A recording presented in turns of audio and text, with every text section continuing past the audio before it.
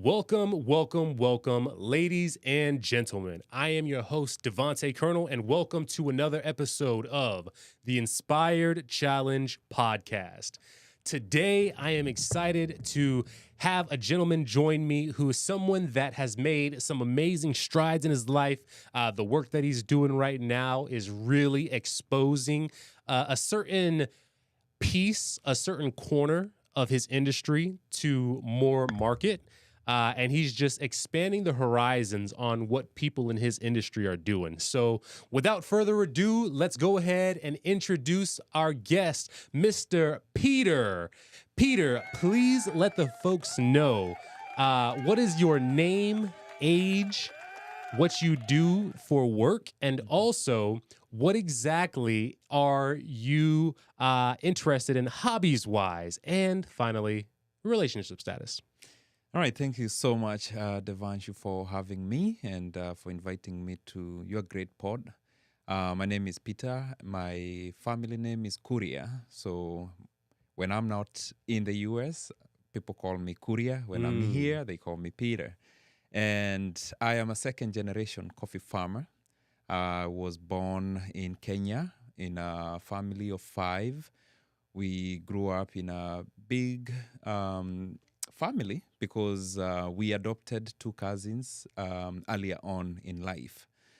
So I have grown at the farm, farming coffee. I tell people I am a second generation coffee farmer, not by choice, but by fate, because when I was born, there was coffee around me, and I soon realized that that was going to be my more obligation to tend to that coffee so that I can earn a livelihood. Many years later, now I am an importer of coffee here in the United States, and we bring coffee from my community back in Kenya, and we distribute it locally in Orlando, in the United States, and beyond the boundaries. Beyond that, I'm also a father, two daughters. One is actually turning 9 next month. Wow, awesome. And the other one is following soon. She's going to turn 3 in November. Happy near birthday to both of them. Thank you. They grow so fast. I'm telling you, they're making me realize that I'm growing old. Oh, sorry. One quick thing. Mark, is the sound good on both of those?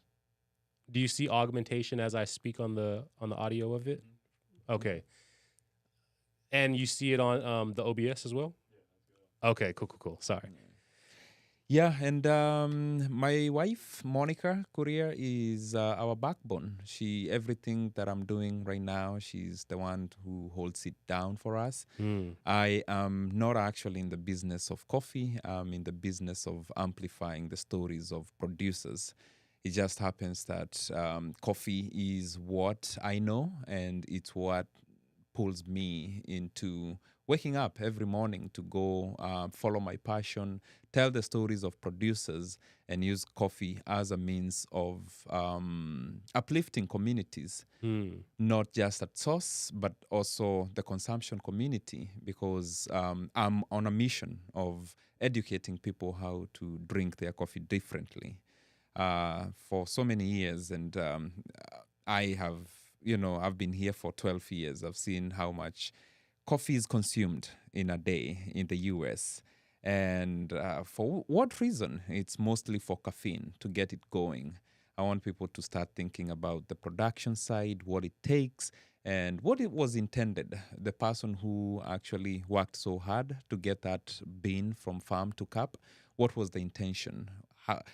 Enjoy coffee a little bit differently. Also knowing the production side, because we have a very long value chain where the farmers, the producers, and this is not just in coffee, but in many aspects of agriculture, they're usually the forgotten ones. And the people that we see are the people who add value. And there is no value if there is no produce. Yeah, so... Man, so that's it's such an interesting thing you mention it when you say you're more of the amplifier of the producers. And so something before we get into that, you mentioned how growing up, you had a moral obligation to Mhm. it. And so I'm curious to understand what you meant by that exactly. So by more obligation, so we are seven of us. My mom is an accountant in a small, I would call it a small estate, coffee estate, and my dad is a civil servant. So when I say civil servant, a lot of people don't understand that here in the US. Civil servant in Kenya is someone who works for the government. So they are a servant of the government. So he was working with the Ministry of Water, so making sure that people get water to drink, water to shower, water to for agriculture. So we didn't have a lot of income, and he had two paths.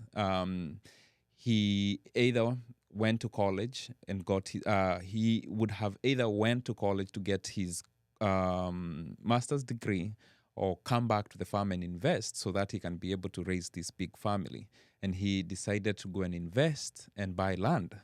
But for that land to yield, it had to be invested in terms of money and labor. So for us to get a livelihood, we had to work the farm. So that's where why I'm saying it was a moral obligation for all of us to be able to work and earn some revenue for the family to afford food, to afford clothing, to afford college. I remember very well growing up, my parents always threatened us to work hard at the farm so that we can be able to get money to take us to college. If not, we were going to come back to the farm and struggle with them. Oh man. Yeah. So we worked very hard. So it was a moral obligation. I'm the fourth born in a family of five, and my cousins are older. So I'm like at the tail end. And when I was born, they were working the asses off, hard, and nobody was slacking because they knew that the only way out of the village, out of the farm, was working there to raise enough capital to be able to go to school, go to college, and get our degrees. And is that something that all of you did? Did all of you go and work it, even to the youngest of all of you? Yes, we did. Actually, my dad is very big on education. He believes that that is the only avenue to eliminating poverty because there are once you're educated, you are no longer ignorant. You're given the tools to innovate and to create things. So for him, he believed that if you deny someone anything but you give them education, then you have given them the tools or the instruments that will enable them to go and tend for themselves. So he was very, very particular on us working hard at school. And that's why he had to sacrifice his own education so that he could get the seven of us an education. So we all went and got college degrees. Wow. And All five of you. all five of us. That's we got college incredible. degrees, yes. And we went off and we have been successful in the corporate industry. Some of us have gone back to the business like me, and some of us are still working in the corporate space. Yeah. Yeah. And so, man, when you say that 5 out of 5 of y'all went and y'all were all college attendees, I have 4 siblings with my mother, and then I have a total of 7 siblings in all of it. Okay. And out of the 8 of us in total, right now, only 1 has a college degree. So the fact that all 5 of you have yours, the odds of that are just, I mean, it's really a testament to your parents' absolute sincerity of what they really meant, and also how that inspired all of you guys, and that sense of duty that each of you felt and had. And so I just want to give, I know that there's so much contention about the value of college that some people will have. Some people will say, oh, you don't need it. And then some people are like your father, and they say that, hey, any and every bit of education you can get, you better work to get it. Yes. And at least enable that piece of yourself. And that's another piece too, like in the conversation around college, like certainly, and this will just be a quick aside. Yeah. But I've seen that there's a very anti-college spirit. And I think it's true that college for everyone Mm-hmm. is not necessarily the go-to, but college for a good amount of people who Yeah. are going with a purpose, Mm-hmm. like, everyone says nowadays all of the things related to STEM, Mm-hmm. engineering, doctor, Yeah. lawyer, everyone knows that. Some people better for the trades and whatnot. But in terms of even people who go out entrepreneurially, I Mm-hmm. think of, like, with our company, Yeah. someone that we know who has gotten the most clients out of all of us Mm-hmm. is someone who he went to college, Yes. and his main source of referral stream Mm-hmm. is from someone who he knew in college. Yes. And this singular individual has given him 3 or 4 more referrals that Mhm. are all his clients. And that's Yeah. how he's making his bread and butter. So even Yeah. in that situation, Mm-hmm. that is where college ended up being a major value set, because Yeah. just the social experience Mm-hmm. that you get, the opportunity you allow yourself to have, Yeah. whether it's fraternities, sororities, and the network you can build out is Yes. some of the best asset. Did you find any of that in your experience? Yes, and I believe people are looking at college differently, and especially this generation. And I can take my classes at home. I can go off and learn from YouTube. Or I can teach myself stuff. I can use the AI. That is not what college is meant for.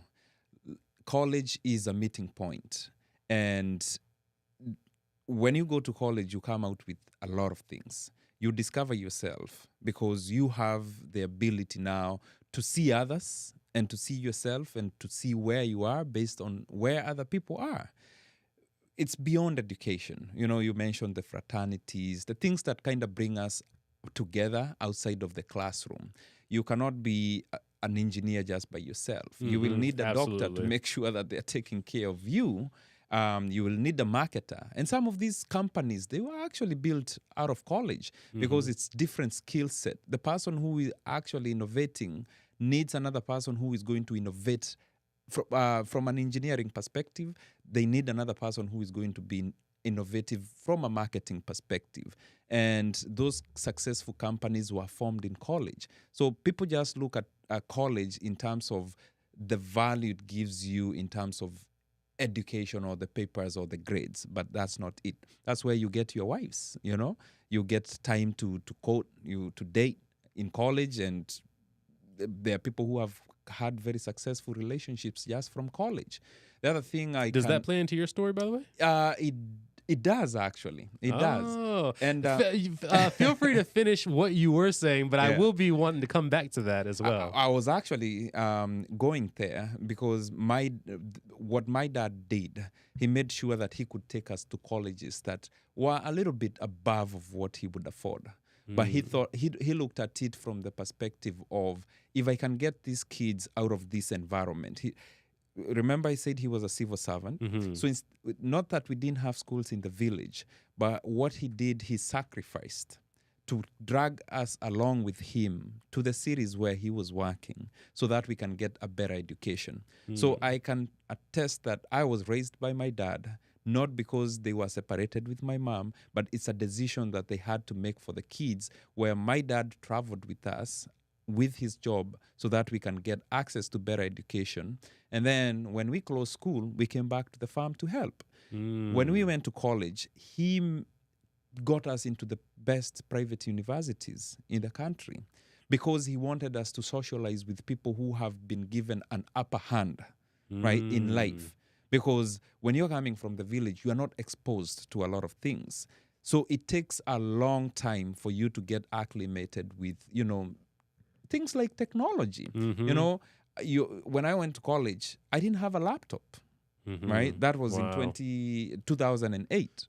But there are other kids who were around laptops. So if I just went to a local college, then that meant that those things would have been also difficult to access. But if I make a friend who has been around a laptop all their life, then they give me an upper hand of getting acclimated in that environment. Absolutely. Right? And then the friends that you make, they kind of propel you. They get you, the gaps that you might have in life, And that's why you see the Harvards, the Mhm. Ivy schools. That is where what those it's someone might come from a very rural community, but once they go to Harvard for a semester or 2 semesters, then they are a different person because of the Mhm. environment. Yeah. Absolutely.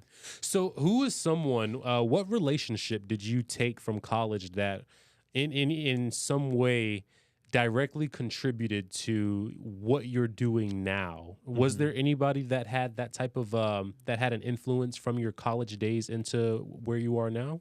Yes, I made a lot of relationships with actually kids who came from farming communities Mm. and who are very successful. And I've been able to utilize the same connections to be in a position to lay the foundation for Mm. our business, right? So those are things that my dad has always been in coffee, right?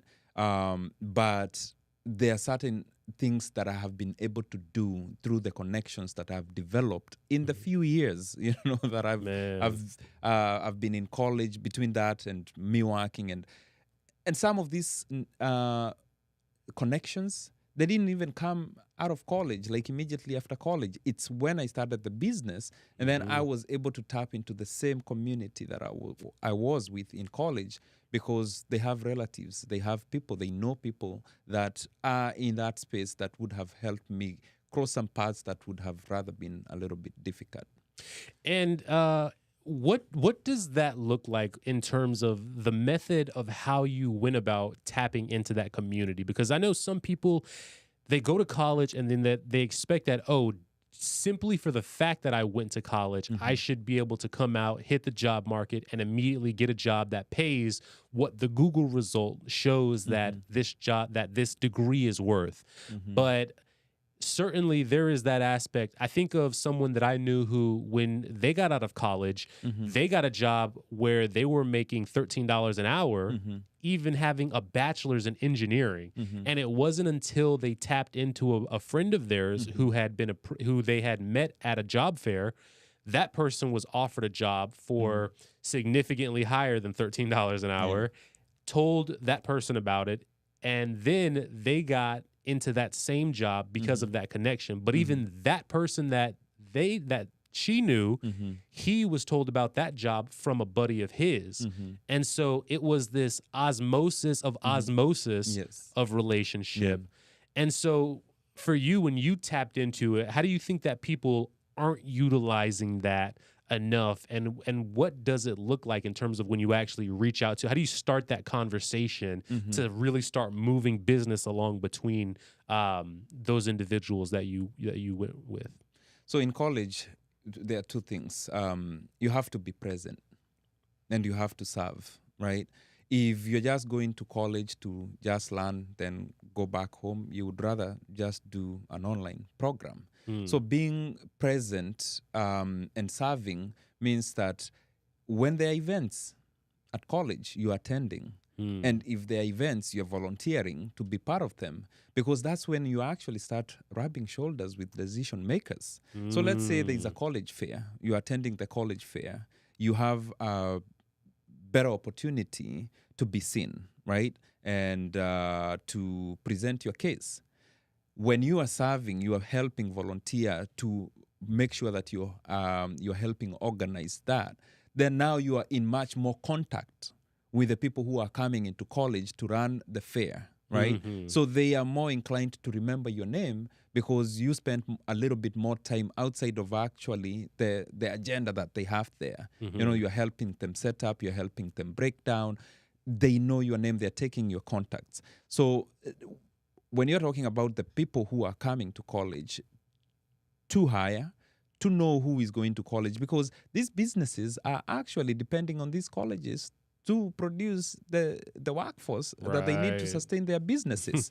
Now, when it comes to your networks, what happens is if you're not present, you're not participating in college the way you're supposed to.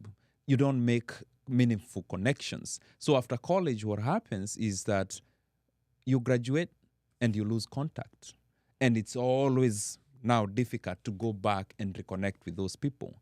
But if you involved yourself in college, you will find that you're going to create these networks that will not be unbreakable. Sometimes you might not be in touch all the time, but it might go a year, 2 years, and you are able to pick up the phone or write an email or hit up, someone from LinkedIn through your alumni organizations, and you're going to pick up the conversations from there.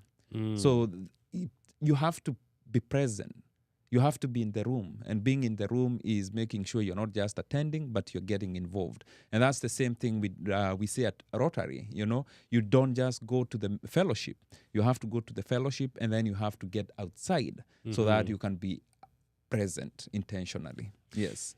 Yeah, that sounds very similar to, like, that's the similar mindset that I've realized that also works in any, like, and this is going to throw maybe some people totally for a loop here, but in like a church setting though. Yeah. If you go to church and all you do is show up on that Sunday and that's all that you're involved with, like you don't ever fellowship outside of that, you don't do a study, you don't meet up with, if you're married or in a relationship, you don't meet up with other couples or you don't go to like different events that may be thrown for people of your age group, you're going to find yourself after a certain point, you're going to miss a weekend and a couple of weekends. You might go on vacation with family, and you're just going to find yourself deprioritizing the significance of community and showing up. And the greatest way to get the most out of a church experience is to come on Sundays, yes, but then go get lunch afterwards.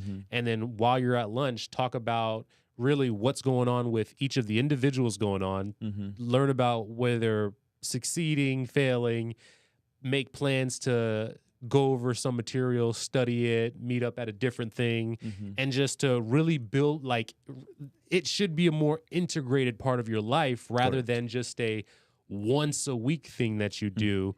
And so it sounds similar to the college experience in that you're really living an entire framework of life in the college setting. And like, it's more of a departure to not be involved in that college community than it is to be just living a regular life. And then you step into your college life. And so that's a interesting kind of difference in there. And then you mentioned the Rotary as well. Yes. How did you even first come about it? Because before yourself, I had met one or two other gentlemen who literally maybe a week before I met you first told me about the concept of a Rotary. So how did you first hear about it, and what made you get involved? So Rotary, to begin with, it's the biggest non-governmental organization that whose mission is to change the lives of people. I'm from Africa. I'm from Kenya. It's a third world country, and a lot of issues that most of the people in the world are trying to solve are not in the first world countries. Things like polio, things like, cholera, things like just simple surgery. It's very noticeable in the third world countries. So there was a very big presence of Rotary in Kenya. And my uncles actually have been part of Rotary for a long time. Oh, wow. And one of the uncles that I really admire, and I just thought he was very wealthy and rich. And I came to learn, because he was traveling the world through Rotary. And one time I asked him, we were at a family function, and I asked him, do you travel for work? And he was like, no, I travel to serve. I'm part of Rotary. And I found a lot of, value in doing this. You're hearing me saying a lot about being present and serving, and that's what I'm all about. So I felt that I needed to join or to be affiliated with something that would help me first learn how they're doing it globally, and secondly, just learn how to not learn, but now to apply, use the platform to be able to give back to my community. Yeah, so I became a Rotarian 4 years ago, but I had always wanted to be part of it, but so many things didn't align, and when I got an opportunity, I jumped on it, and I joined the Rotary Club of Orlando. And what was the timeline between did you get back into the coffee business and your advocacy for the producers before Rotary or after?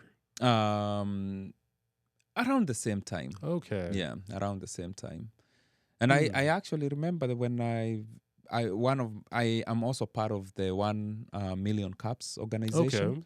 Okay. And I started attending it, and the one of the organizers introduced me to Rotary. And one of the things that actually ignited the conversation was because one of the seasoned member at Rotary used to run Starbucks. He's actually the Oh, wow. we attribute the growth of Starbucks in the southern side of the of the country to him. What? And Wendy's. So he was, I need for you to meet this guy, and he had a very good taste of Kenyan coffee. And he, even before I spoke to him, the guy said that, he has given a testimony about how good Kenyan coffee is, in the face of coffee in the world. Yeah. Wow. So having those, I'm now in another organization, right? Serving the community. Because I'm there serving, someone is introducing me to another organization that also does serving, but he feels that there is a synergy. And that's what, if you're not present, if you're going to like 1 Million Cups and just being there and getting out, then you don't get opportunities to network outside of that event. Yeah. And that's where the networking actually happens. It's outside that event. The event is just a vehicle. So if you were going to explain to someone in terms of like pretend you're talking to someone that has like a learning disability, and you're breaking it down for them. This is how you make the most out of an event like 1 Million Cups. How do you tell them to show up, participate, and then what to do afterwards? Okay. So this is my take. I believe anyone and everyone in their capacity has a calling or a purpose. There's something they can do to serve. It could be just praying for someone. You're not lifting a finger, you're not lifting anything, or just wishing someone well. So let's say, for example, people are telling you, step outside, you need to network. The first thing is see what kind of event is it and what kind of value would I add to that event. Once you start looking at it from that perspective, it first gets you out of the door, because if you're not giving value, why would you be given value? Networking is a two-way street. Yeah. I give you value, you give me value. Sometimes it's not. It doesn't happen like that. It could be we are not in the same industry, but I will keep your business or what you do in mind just in case I'm in another space and your services are needed. So once you step outside and you have answered your question, what can I do to serve? It would be just introducing or just learning about people's businesses. Now, once you're in the space, make sure that you introduce yourself. Sometimes you're in luck, because let's say, for example, using my story, you go and meet this guy. He's the one who is building Starbucks or has built Starbucks. Maybe you are not yet there. So you feel a little bit intimidated. But it doesn't necessarily have to be that. You can take their contacts, because most of the time they are there to network. So they are not going to deny you their contacts. Maybe sometimes you have to jump through different hoops to get through the number that they give you, right?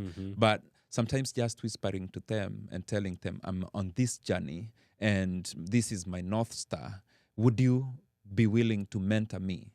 Would you be willing to meet for 5 minutes, 10 minutes for me to learn about your business, how you did it, and for me just to give you a little bit. You're not looking for immediate help. And then there are those people who are going to be available to help you immediately. And it could be as simple as you're in real estate or you're getting in real estate, and they tell you this event is not the right event for you. But I know a friend, they meet every Wednesday at Cowchecks and they talk about construction business, right? So now you have gotten someone is putting you in the right path, not necessarily that they have given you so much value or you are now closing if you're a realtor. No, they have just guided you towards your path to success. So that's how I would explain networking. Go there with the intention to, how can I help? And then once you're there, see what value you can get and just equate your value. Some people look at success as, oh, I didn't sell a pack of coffee. No, that's not the success. You told me the last time we met, go and talk to this lady at Lucky Goat, right? Because now I have gained, because that's one more person in my network. So I can say that event, just by getting that one contact, is a success. So, and for those of you that you heard him say Lucky Goat and you were a bit confused, Lucky Goat, when I met Peter, we met at an event. Yes. And similarly, I come with the mind frame of how do I add value to the people who are attending the event. And so I knew that Peter was in the coffee business. And so I went to another event, maybe a week and a half later, and I saw that there were the sponsors there, and they were a small coffee company.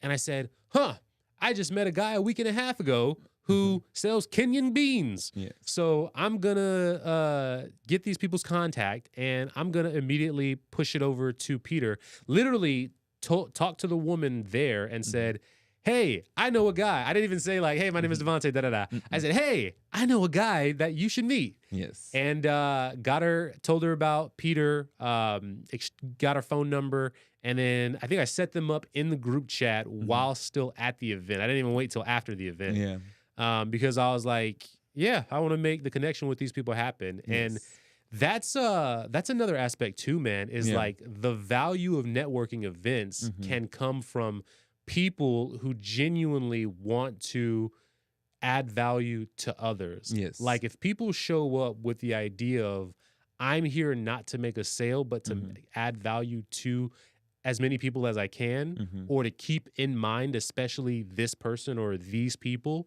that's where they become powerful. Yeah. And I'm curious about your take on it. I have something that I've started to see and do with people that I meet at networking events, but I'm curious to get your take and see where you agree or disagree. Okay. So what I've started to do is I make it a point that if I go to an event, I am going to meet people and I'm going to provide value to every single person that I can, even if it's just in the smallest way, whether it's introducing them to someone who's industry adjacent, introducing them to someone that feels a direct need that they need, or introducing them to, at best, a prospect for business. Yeah.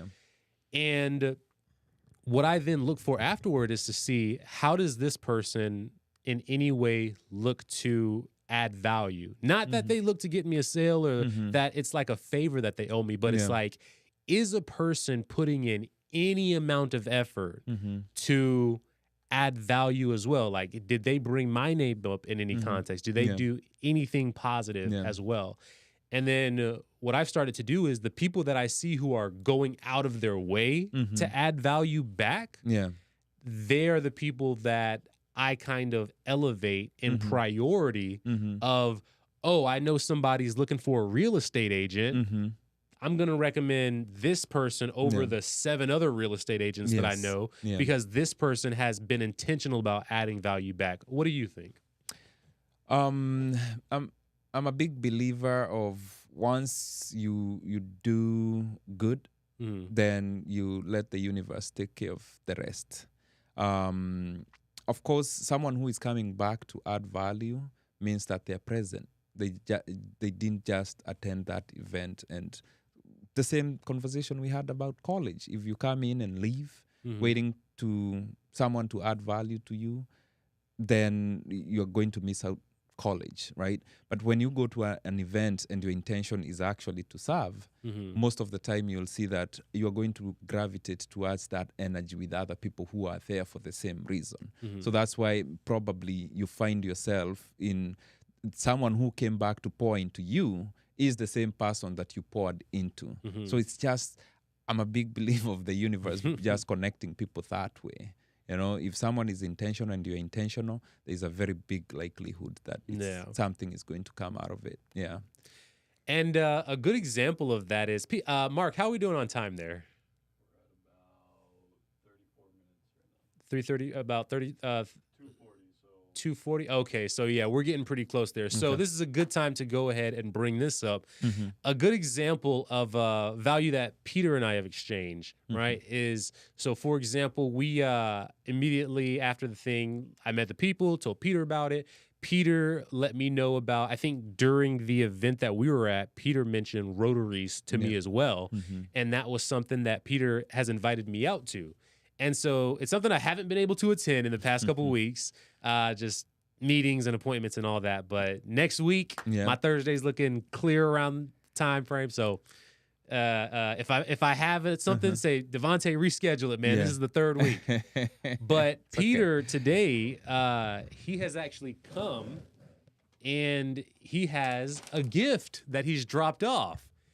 And so we're going to go into this, and this is, oh man, look at this. This is an About Us coffee card, and it says Kenyan Specialty Coffee, Farm to Cup, Small Batch Roast. Yes. And this is the Soleil coffee? Soleil. Soleil coffee. Yes. So you guys, the smell coming out of this bag is so delicious right here. I am extremely excited to try this. My wife used to be a huge coffee drinker. She can't drink anymore. Oh. So I know when I'm drinking this, Yes. she's going to be wanting to kill me about it. But this smells so good, and I definitely appreciate this, man. I can't wait to try it You're welcome. and let you know my thoughts on it, you know. And of course, producer Mark over there, definitely you and the fiance can get some as well. And I'll be very curious to see what y'all's thoughts on. Let me see how many servings is on this puppy too. This comes with, let's see, is it on this card here? Yeah, so let me just give people a little bit background of what you're holding. This is hard work. You know, this is people pouring joy, passion. It's a lot of pain. Farming coffee is it's similar to how we make jewelry. You have to blast the rocks, you have to sift through, you have to clean it up, polish before it lands on your finger. Or when you're buying it at International Diamond Center, sometimes we forget how far that metal has come or that stone has come. It's the same thing with coffee. You put a coffee seed in the ground, it takes about 3 years to start giving you fruit. And that's like the first few fruits. And then it takes another 7 years for it to get to full potential. And this is it's a fruit. It's a fruit that you harvest once a year or twice a year, right? So you are working around the clock, waiting for that one harvest to pay yourself back. So when I talked about people drinking their coffee differently, is just putting themselves in a position of the farmer. You know, if you are told to go and grow your own coffee beans to get the happiness that you get from that cup of joe, would you be able to? If you cannot, then you need to really thank the people who are sacrificing their lives, sacrificing, sometimes, sacrificing a lot to be able to continue producing this fruit, this cup that we so much love in the world. In the US, it's the second most consumed beverage after water. Yeah. So if you put that into perspective for a country that doesn't grow coffee, yes, you pay for it. But you also have to think about it. How much is your money worth to the farmer? Is it actually stretching back to the farmer? We have so much people in between who end up putting money in their pockets versus the pockets of the people who are actually putting in the work. So there are so many intermediaries. So what I usually challenge people to do is when you go and you are with Lucky Goat, the coffee company, before you order your coffee, just ask them, do you know where your coffee comes from? Because they should know. And I know it's a challenge for small businesses to be in a position to go and source directly to the farmers. And that's what our purpose is. And it's also very difficult for farmers to be able to represent themselves at the market. So we feel privileged. You know, it took us a lot of hard work and resilience and the networks that we were talking about to be in a position to acquire a document that was going to be able to, that was going to enable us to represent ourselves at the market. So I do understand that it is always difficult to have those connections or that business model, but it's also important for these small businesses to put the big importers who are bringing their coffee to their doors under pressure to make sure that they start traceability. Because I can tell you, the money that you're paying at the register, only 10% of it is going back to the farmer. Yeah. Man. So that's sad. So that's why I'd say we actually, if I was selling coffee, I don't think I would be in business because everybody else is selling coffee. What I'm doing is I'm taking a product that I have known the whole of my life, not by choice, but by faith, right? And I understand the life of a coffee farmer because I've been there. I have seen how much you put into the soil and how much you get out of it and wonder why am I really in this business. I've seen ourselves being kicked out of school because of not having college fees, right? When you know that there are people who are actually making a lot of money from the product, the middlemen. Yeah. The middlemen. So we need to ask those questions so that we can put them under pressure. And we also need to see how we can support farmers to be in a position to represent themselves in the market if these people in the value chain are not going to change. And I know it's difficult. I honestly would rather be at the farming because that's what I know best. But there is no farm if there is no market for the coffee, no good market for the coffee. And I use Kenya as a very good example. In the 1990s, the quantities that we were doing have shrunk 3 times. Wow. In the Really? yes, because a lot of farmers found that it wasn't a lucrative business anymore. You know, they work too hard for it. The younger people don't want a slave, right? Because they feel like they go back to the farm and then somebody else benefits from it. So when my parents were telling us, hey, if we put this tree down, it's going to take a lot for us to go into another business. So let's scramble for whatever it can give us for you guys to go to college and then go and find that white collar job so that you don't come back and struggle. I think it might be, at that point, my parents were thinking it might be enough for their retirement, but not enough for generational wealth. So when my parents have put me in a college where a lot of kids are coming from well-off families with family businesses, and all they're telling you is, I'm just here for the degree and for the connections, then I will go back to my family business. And then you look back and you're like, we have a family business that my parents do not want me to even think about stepping back to. So it's like, okay, we scramble, we make sure that we can get you enough money to get you to college, set you up. Then whatever is left, maybe it's now for us to retire and the few people that we can employ. But now we have gone back and we are reversing things. We are increasing yield. We are employing more people. Wow. And we are making sure that 10% is tripled. We are making sure that 35% of what you pay goes back to the farmer. So that Phenomenal. is 25% more. Wow. You know what you can do with 25% Oh, more? you can do a lot with Yeah. 25%. If you had a job right now and you're getting paid $10, if they gave you 25% more, that's what it means to a farmer. Think of it that way. Oh, yeah. Now they are able to contribute to the community. They are able to be to contribute to, employing more people, improving the schools that they have in the community. Yeah. They're able to use the product that they have to just earn a decent livelihood instead of having organizations like UN and, the Rotary coming to give them handouts. We have a product. We work hard for the product. All we need is a market. Yeah. The market is there. We need to change the injustices that block fairness in trade. Yeah. Man, I love it. I love it. I love Yeah. it. And if there's one thing I think a majority of people can support, Mhm. it is the tillers of the ground Mhm.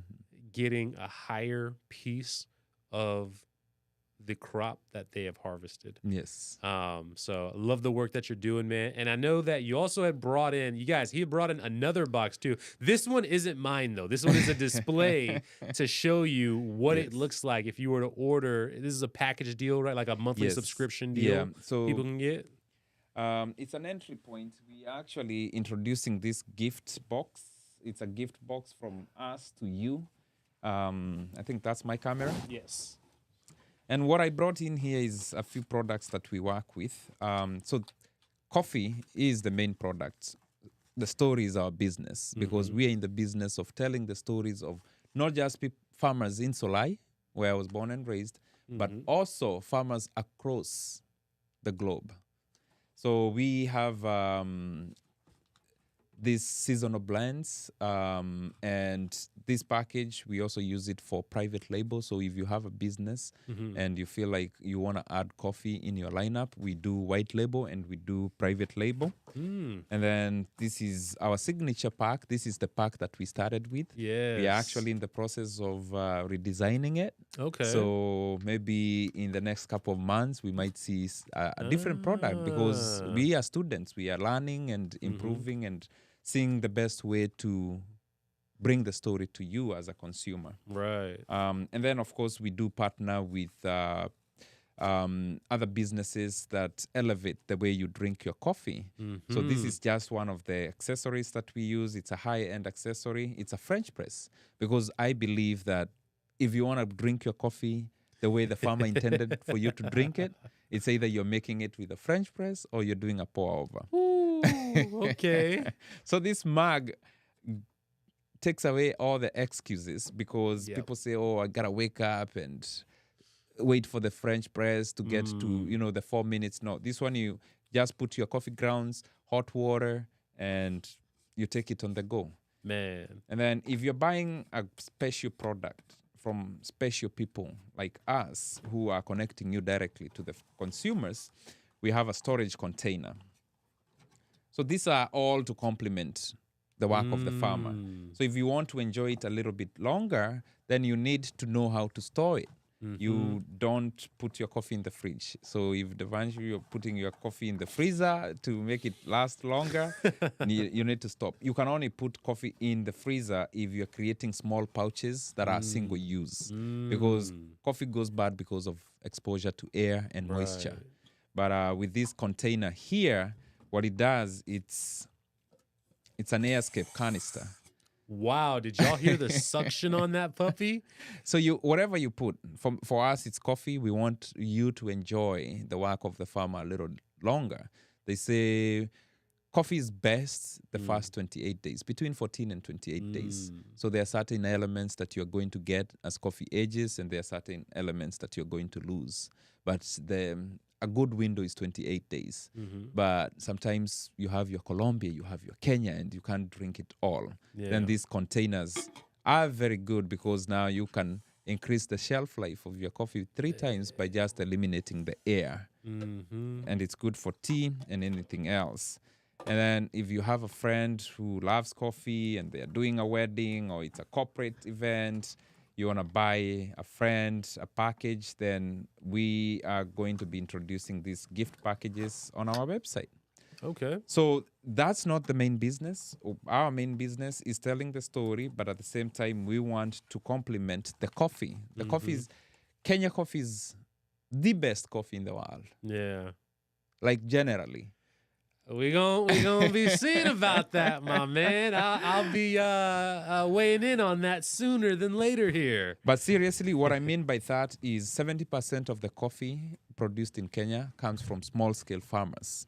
So that means it's a handcraft. Yeah. So when you're doing mass production, you remove the human element, and machinery cannot replace that. Yeah.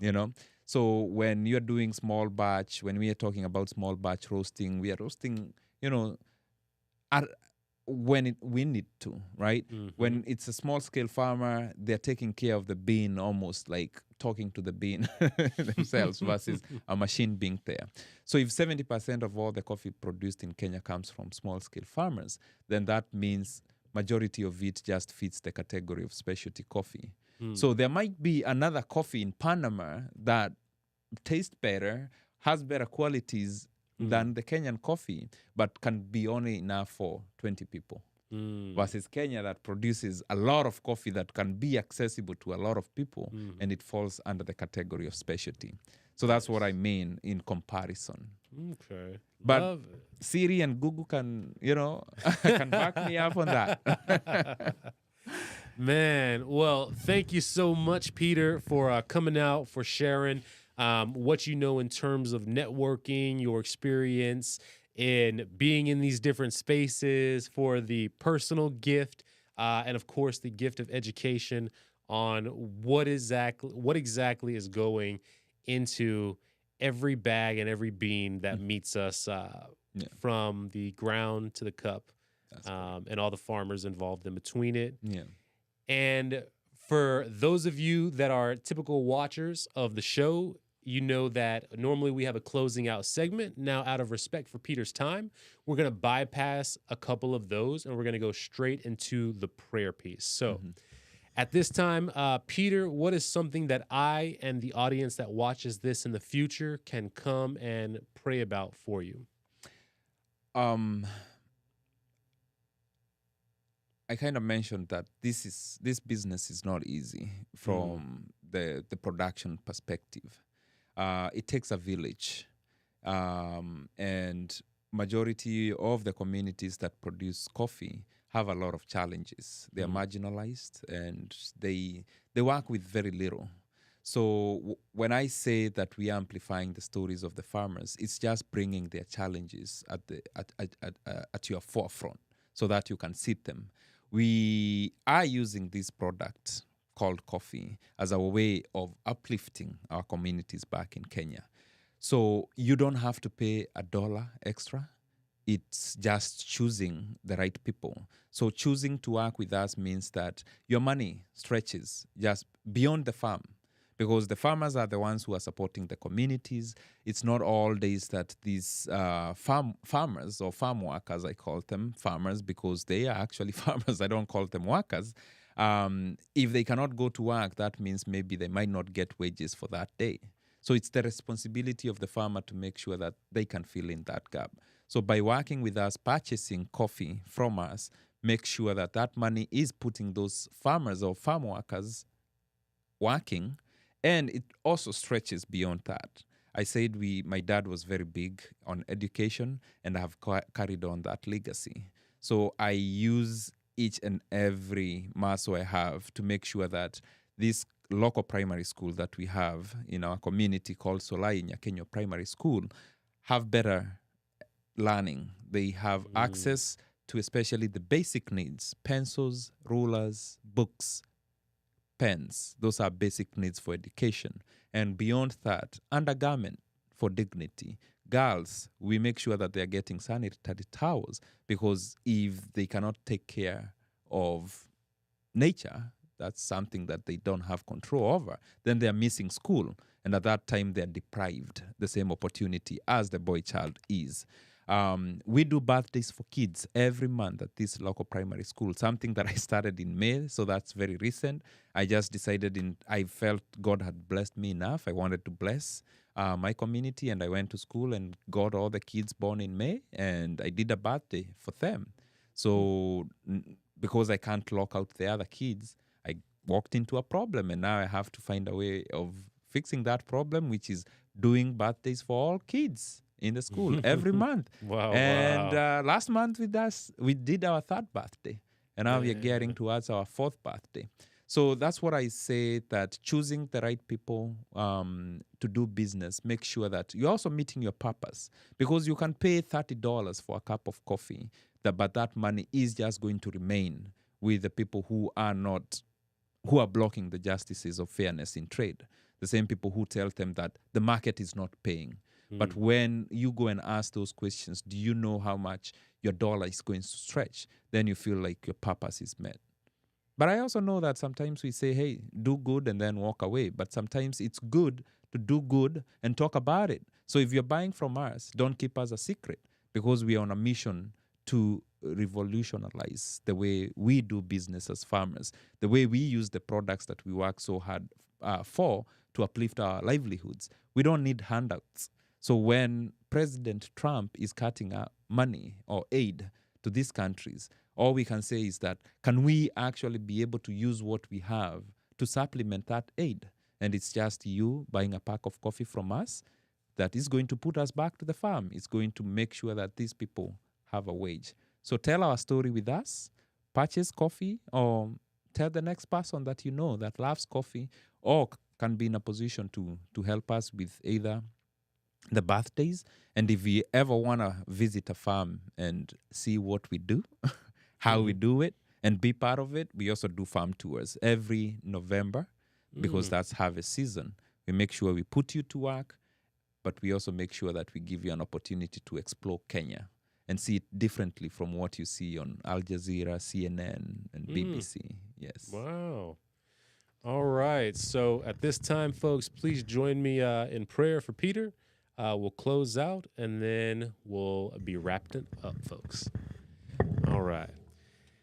Dear Lord and Heavenly Father, we thank you for this time where we were able to have Peter and myself come together to be able to explore a bit of his story and the story of what he's been able to grow up through, what he's been able to experience, and the stories that he's looking to share across all of the different farm workers and those who are working as hard as they can, making their wages day by day, Lord. We pray that you would just bless all of the individuals working those farms, their families, that you would allow them to know that their work is not unseen. We have agents like Peter out there working to take their cut from 10% to 35%.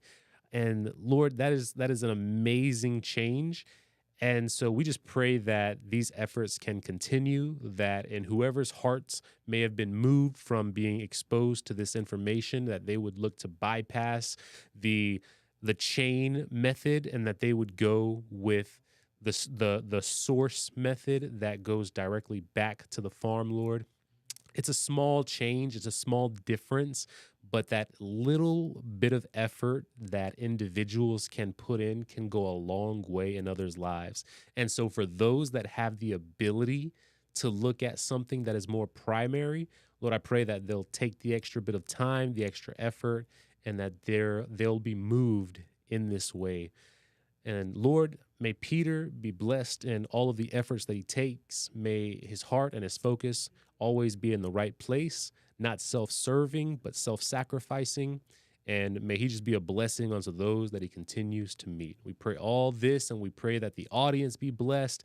And thank you for everyone who watched this. Thank you for Mark for tuning in and being a part of this, producing it.